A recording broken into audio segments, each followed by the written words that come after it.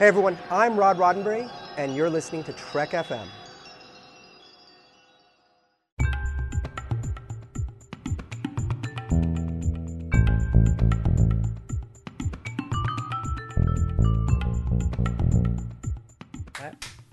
Okay. All right. Hello and welcome to Stage 9, Trek FM show about the people who make Star Trek. I'm Mike. I'm John. And today we are going to be talking about the new play by Star Trek Discovery writer Kemp Powers, One Night in Miami. It's actually not that new, but it's come back. It's playing in London right now, so it's new to us. Not that we saw it in London, but we read it. Anyway, before we do that, John, you took a look at the new pilot by David Semel. Yes. Goliath. Yeah, I did. I watched the first episode, and I can say that it's on Amazon Prime. And of all of the Amazon Prime pilots that I've watched, this is the one where immediately afterward I downloaded episode 2. Billy Bob Thornton is, it's a Billy Bob Thornton type of character, which is not a knock. He's got his groove. The dialogue's crisp. Well, David E. Kelly, right? The dialogue is very crisp. I actually think in specific of one scene where he is talking to his daughter about colleges to go to, and it's so spot on the way that probably I'm going to sound when I'm talking to my daughters. Only instead of trying to talk them into going somewhere, I'll be trying to talk them out of considering somewhere. But hey, that's me. But yeah, no, I mean it's really snappily written there, and the big sort of like tease hook in the beginning is really good. Like it really gets you. It's out there on Prime. I would highly recommend that somebody go and check it out. Well worth seeing. The first episode at least. Yeah, well, it was David Semel who directed the pilot, and he's the guy who's directing the pilot for Star Trek Discovery. He's, I guess, sort of found like a niche in terms of the streaming TV shows. He also directed the pilot for Man in the High Castle. And, he's always, I mean, you look at his credits, he's, done a million pilots, a million TV shows, and this is, his latest. And I don't know if it's going to be his last before Disco because he does so many. But, I mean, what did you think about the direction? I thought it was great. I like the way that the characters moved in the frame. I like the way there is, it'll get boring to listen to me heap praise on it. But just as a simple example, there's a scene where Goliath, the big law firm, that Billy Bob Thornton's going to have to go up against, the first time you're inside the headquarters, the way that it is shot and staged very much speaks about the soft intimidation of working for a very large company, where everybody's totally bought into the hook and they're all cheering and yeah, we're so happy to work here. And of course you have the one person in the audience that's, not cheering quite as loudly as everybody else. And it's really well paced. It's really well shot. And like the lighting between the two worlds that are about to collide, you tell everything basically about the characters that are going to go up against each other just in these moments. And in fact, the partner that is estranged from Billy Bob Thornton, whose name is on the law firm that he's going to be going up against, when you get to his inner sanctum, it looks like an evil version of Billy Bob Thornton's inner sanctum that he spends his time in.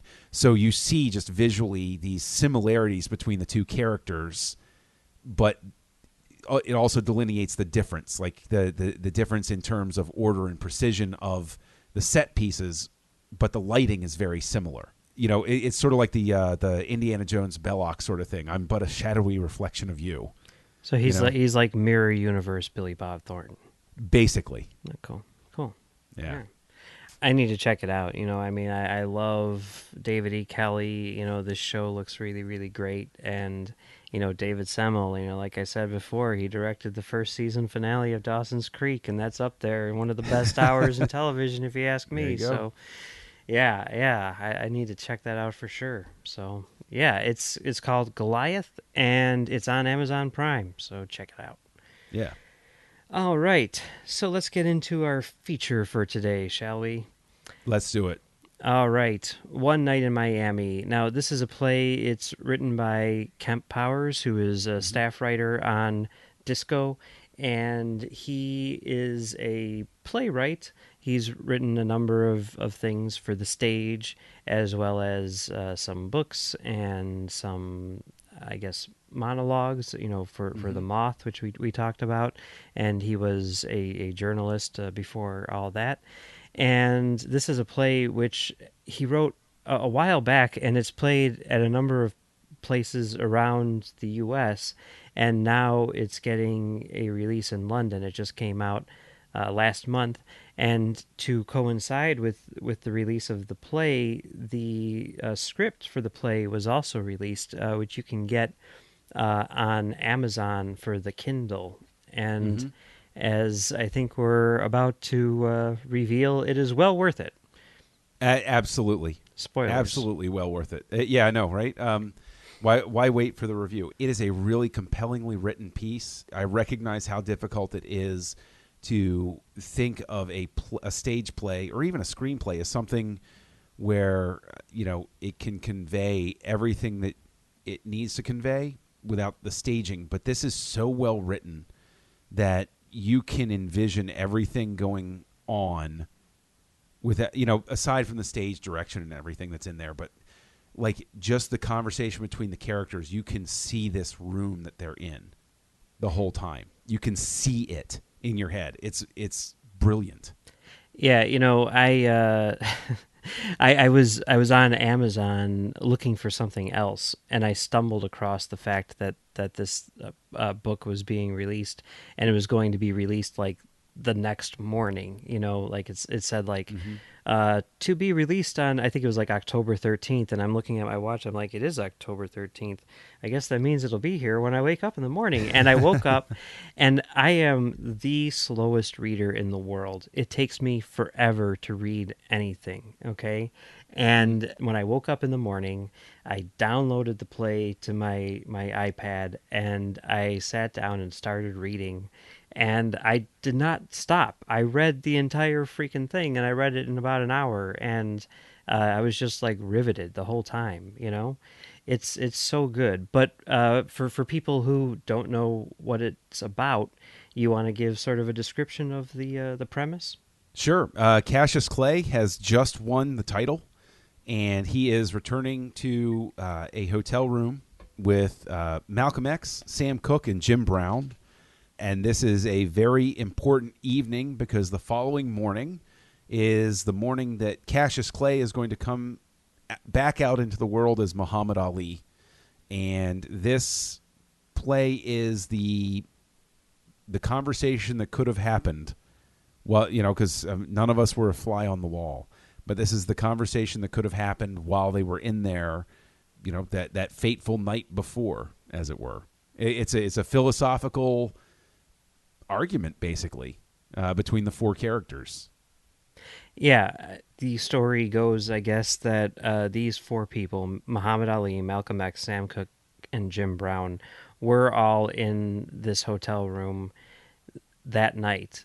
And, the question that Powers asks is, what the hell were they talking about? Because, Muhammad Ali, Malcolm X, Sam Cooke, and Jim Brown are all in a hotel room together? Like, what? And it's not just like any day, like, oh, hey, it's an after party, or something like that. It was like right before, it was like the middle point between like the two events that changed Muhammad Ali's life, And arguably, changed the tone of sports and the nation and the national conversation about a whole ton of things at that time. Right. It's hard sometimes, I think, with the way that history shakes out to understand exactly what a big deal it was when Muhammad Ali became Muhammad Ali. Like, I'm not Cassius Clay anymore. I'm Muhammad Ali. Like, that's a shock to the system moment that really had, impact throughout, all aspects of American society. Yeah, it's really interesting. I've been watching Mad Men. I've been going through that show for the first time, and I had just watched the episode which takes place on this night, where everyone is talking about the fight, and then it happens, and then the next morning they're talking about the aftermath and all that stuff. And then I heard about the play like a week later, and it was sort of great to have that like perspective. It's like, you kind of see on Mad Men, like how the world was reacting to this thing. You see it from the world's perspective, and then you read this play and you see a much more human perspective. You see what was going on with these four people as people and not as icons, which is, what they all are.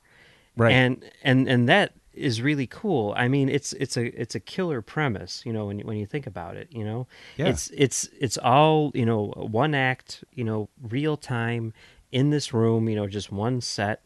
And I mean, that's great. I love that stuff. It's movies that are like that or whatever, whether it's Hitchcock's Rope or, Alien or whatever, this idea of, as James Cameron calls it, spam in a can, where it's just like, you're here in this environment with these four people and that's it. That's that and vanilla ice cream, and that's it. But there's a real thing. Like, I remember, because I used to read a lot of plays. I studied theater in college, and one of the things that this play in specific speaks to is one of the great challenges of writing a play or performing a play or anything like that is why is character A not leaving? Why are they not walking out of the room? Mm-hmm. What is keeping them there? You have a limited number of choices, and what a truly successful play does is, even if you change locations or anything, at no point during this play do you read it, or hopefully someday I'll get to see this, but at no point do you say to yourself, well, why doesn't he just walk out? Because there are plays that I've read where the characters are there and you sort of get through it, but you can tell that the writer just sort of like made the decision of, well, he can't leave, so okay, the door's not going to open now.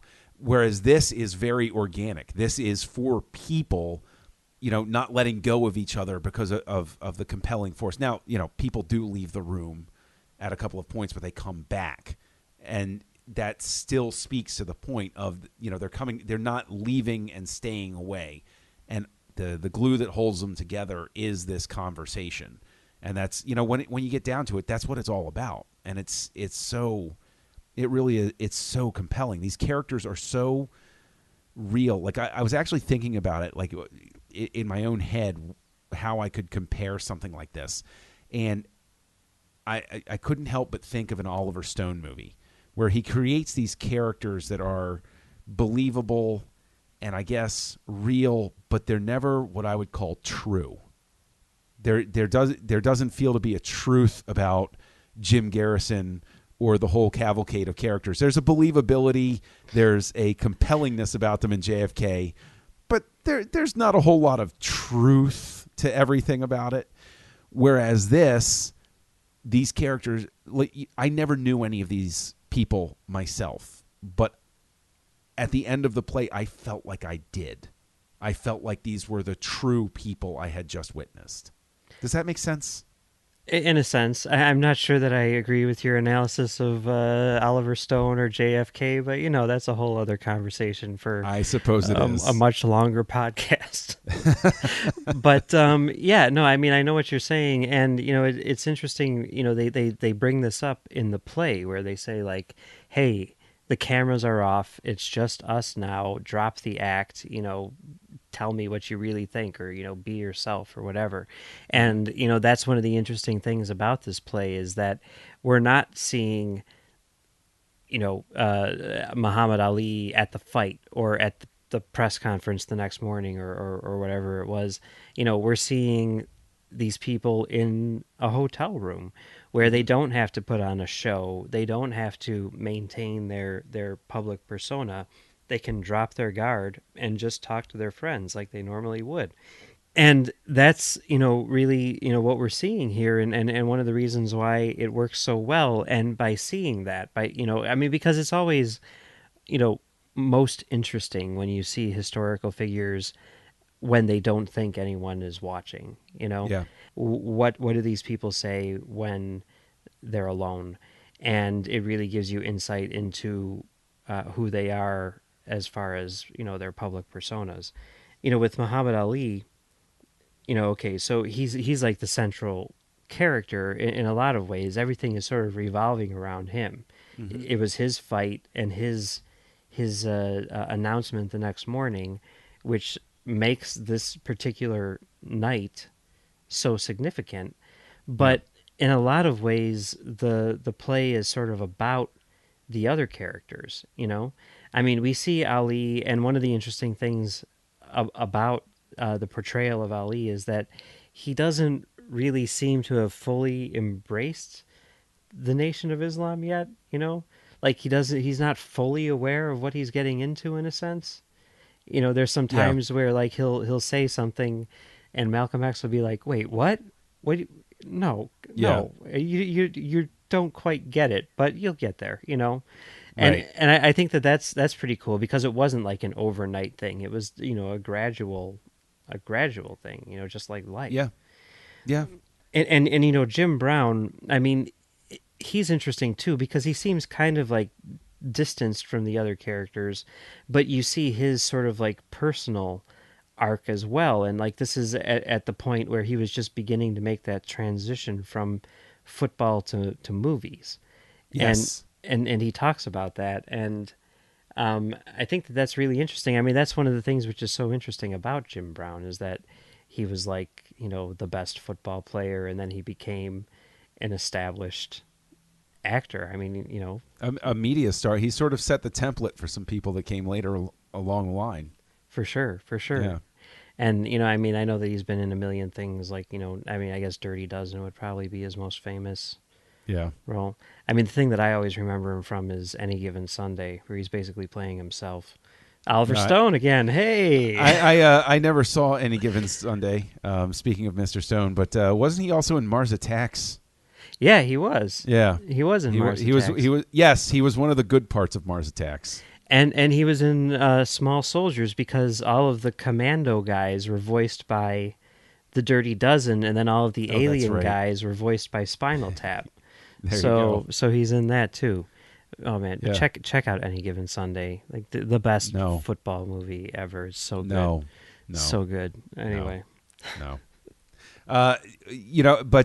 Speaking to Muhammad Ali's sort of like teetering on the edge. The thing that I enjoyed probably most was the accomplishment of presenting Malcolm X as a real human being.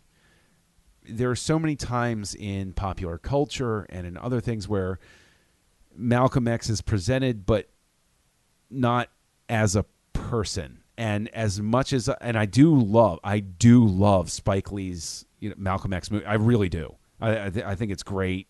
I enjoyed it from beginning to finish. It's arguably the best thing that he ever did. But that, I'm not trying to open up that can of worms. I'm just saying, like, I really enjoyed that film, and I really liked everything about it.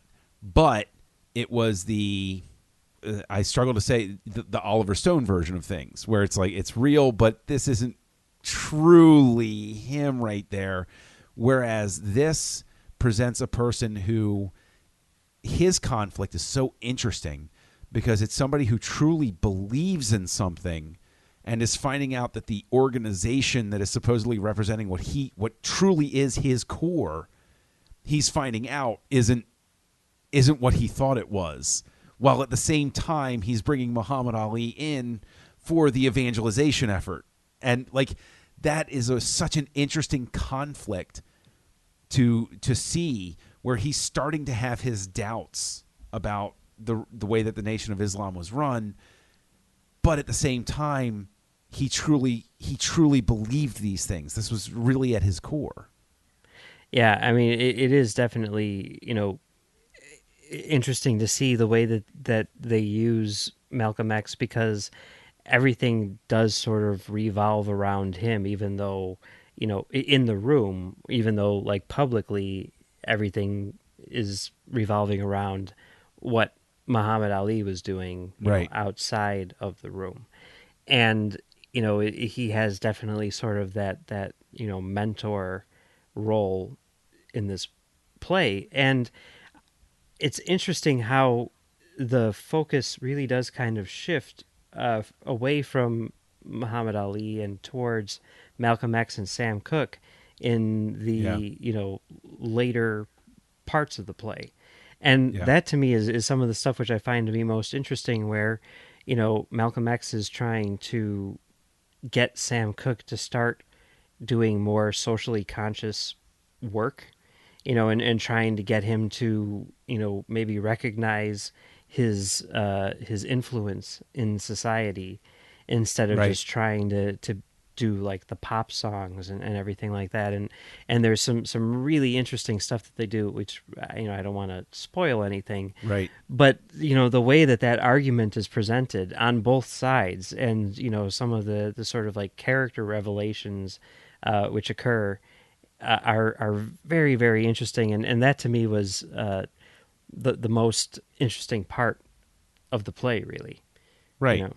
Yeah, well, and I mean, obviously, the whole thing is, serving as an examination on one level of how the black community was conflicted about how to deal with the changing times, while they were happening back then. You have, Cassius Clay, who he gets great fame, and he suddenly realizes, okay, well, I can use this and become an advocate for something. You have Malcolm X, the true believer. This is how we're going to fix things. You have Jim Brown. Hey, look, I'm making a statement by being successful. And then you have Sam Cooke, who just I want to party. I'm having a good time. I made it. And you can see that sort of larger conversation that's happening outside the room of these are changing times. How do we deal with it? What is our responsibility to ourselves and to our community to make things different? How do we do that? And like that was I think a really fascinating, because there's a conversation, and I know we're trying to avoid like spoiling any parts of anything. In the very early part of the play, there's that conflict between Sam Cooke saying, why aren't we out, in a big ritzy hotel with a ton of women and a ton of booze, having a great time? And Malcolm X's counterpoint isn't anything aside from, this is your community, Sam. Why isn't it good enough for you to be here and celebrate this with your friend? Why do you need those trappings? And that was such an immediately compelling conflict point to start from. Yeah. So. Yeah. And it makes sense, because in a lot of ways, nobody knows what happened behind those closed doors. Well, there are 4 people that know. Right. And 3 of them are gone now, Yep. So, to sort of like use this setting as a way to examine those 4 iconic people, and also present, what the world was like, in 1964, through just this one room. I mean, I think that's so cool, and it's so effective, and it's simple. That's one of the things which I just kind of love about things like this. It's just like the simplicity of it, and there's no like major, whatever epic whatevers. It's not Malcolm X, it's not JFK as far as like movies are concerned. It's just, it's like, just 4 guys in a room. It's 4 human beings trying to make sense of the world in their own way. I cannot praise it enough. I really can't. I sincerely hope that at some point I get to see this on stage. I would love to see this on stage. Me too. And, from what I understand, it is doing pretty well over in London. So Hopefully. Fingers crossed. It'll come back to the U.S. If it makes it to New York, I'll get there. I will get there. See, I live in Chicago. It's the third largest city in the country, so I'm hoping it comes to me, right? Look, America's Third Coast is not known for any. Okay, you guys got improv theater out there, the comedy stuff. But no. New York or L.A., but come on. We all know New York is where everybody wants to play. Come on. Come to the Eastern Seaboard. Okay. All I know is that I can take the train from my house to the theater district here in Chicago, and, that's what I'm hoping for. So I can take a train after I've gotten in a cab or an Uber and gotten there and, very early in the morning and, gone down and then walked from Penn Station and gotten, so the train is involved.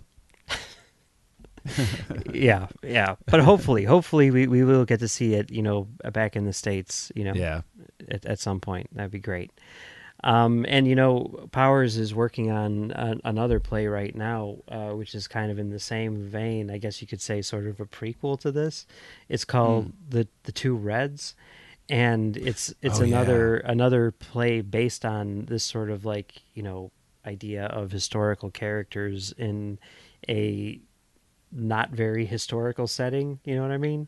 Yeah. Which is Red Fox and Malcolm X, when they were very, very young, worked in a kitchen of a nightclub together. And so, the idea behind the play is, what conversations did they have there? And I can only imagine. Man, I still remember reading the autobiography of Malcolm X, and he made a passing reference to Red Fox. And I remember watching Red Fox on TV, as a kid on reruns. It was like, wait, seriously? They knew each other? No. That was pretty wild. Yeah. And those little connections, it's like the same idea, the same starting point. It's just like, these people did this thing, like these icons did this very mundane thing, like sit in a hotel room, what happened there? I mean, you want to be a fly on that wall, and here we are. So super cool. No, I guarantee you I'll read it. Yeah. So any final thoughts on One Night in Miami? I think you encapsulated it very well. It's not an overlong play, and it is well worth your time. Well worth your time to go and download it. If you're listening and you live over in England, go catch it. Let us know what it looks like on stage, because we'd love to know. Yeah, for sure. I would definitely be there if I was over in London. Absolutely. One more reason to move to London. That, and the fact that, as far as I'm concerned, they have the best movie theaters in the world. So, there you go. My basement's in London? Oh, I can't even. I just can't even. Yeah, I think that this play, at least on the page, is amazing. I cannot wait to see it. I hope that I get the chance one day. And this is the first fictional narrative thing that we've seen from Powers personally, and I can't wait to see what he does in Trek. Well, this very much vouches to the fact that he knows how to make characters work well together, and it can make a compelling conversation. So, that bodes well for Trek. Yeah, and hey, bottle shows all in one room. Yeah, that's the way to go. Yeah. Yes. All right. Well, it's been fun talking about One Night in Miami today, but that's not all we're talking about on Trek FM this week, so here's a look at what you may have missed elsewhere on the network. Previously on Trek.fm. To the journey! Some races are like Talaxians. We really don't know how long they've kind of been around. Char, What? I just had a great idea. I need to calm myself down. I need some ice. I need some ice. Okay. Rest your head. Okay. Easy. In All right. and out. Warp 5. What's your favorite episode of Enterprise? I usually say Strange New World. The first part of Strange New World just reminds me so much of being a kid and growing up in southeastern Oklahoma in the mountains and the woods. And I just imagine what it would be like to go camping on an alien planet. Meta Treks. after 150 years of sitting around in the mud, that's got to be one relaxed symbiont. But there again, it shows that, at least for the symbiote on Trill, that there's life beyond the mud. Life beyond the mud. And that's what else is happening on Trek.fm. So check out these shows and see what we're talking about in your favorite corner of the Star Trek universe. You can find us wherever you get your podcasts, whether that's iTunes, Stitcher, TuneIn, SoundCloud, our own website. Just, find us, download us, listen to us, and let us know what you think. Yeah, please let us know what you think. Yeah, go to iTunes and leave us a review. And, give us a rating. And we'd love to hear from you, and we will read it on the air because it's exciting for us. We'd like to thank our associate producers, Jeff Sutter, Chris Stenftenagel, and Norman C. Lau. We really appreciate your support. We couldn't do it without you. And if you want to become an associate producer like Norm, Chris, and Jeff, head on over to patreon.com/TrekFM and become a donor. That's patreon.com/TrekFM, patreon.com/TrekFM. If you head over there, you'll find our current goals and different milestone contribution levels, along with all the great perks we have for you. So head on over there, check it out, and we really appreciate your support. If you want to contact us, you can find us on Twitter at TrekFM or on Facebook at facebook.com/TrekFM. You can also find the Babel Conference on Facebook, which is our listener forum. Just type the Babel Conference, that's BABEL, into the search field on Facebook. John, where can people find you on the internet? Well, you can find Kessel Junkie on your social network of choice. You can find me co-hosting Words with Nerds with my pal Craig, and you can find me co-hosting Aggressive Negotiations with Trek FM's own Matthew Rushing. And Mike, where can people discover you online? You can discover me right here on Trek FM, producing From There to Here, which is our daily rewatch show where we look at every single episode of Star Trek for the 50th anniversary. And you can also find me on Twitter at Mumbles3K. Well, that's it for this week, but we will be back next week to talk about one of the shows that Gretchen Berg and Aaron Harberts made back before their time on Disco, GCB.